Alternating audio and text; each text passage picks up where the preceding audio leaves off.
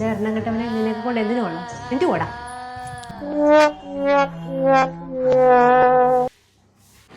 എന്തോ അമ്മ ഇങ്ങനെ പറയുന്ന?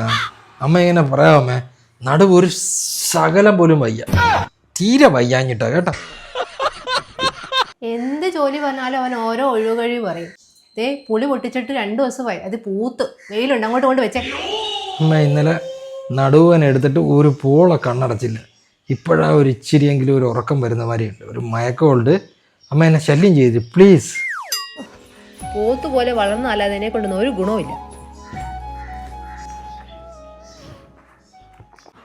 ദേ മനുഷ്യ, ദേ ഗ്യാസ് വണ്ടി വരുമെന്ന്, ആ ഗ്യാസ് ഊറ്റി ഒന്ന് വെളിയിലോട്ട് വെച്ചേ.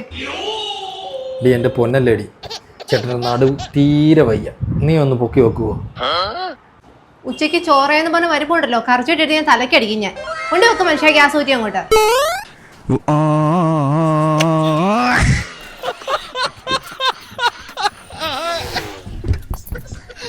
വൃത്തിയിട്ടവനെ, നിന്നോട് ഈ പുളി ഒന്ന് പൊക്കി വെക്കാൻ പറയുമ്പോൾ നിനക്ക് അത് വയ്യായിരുന്നല്ലേ?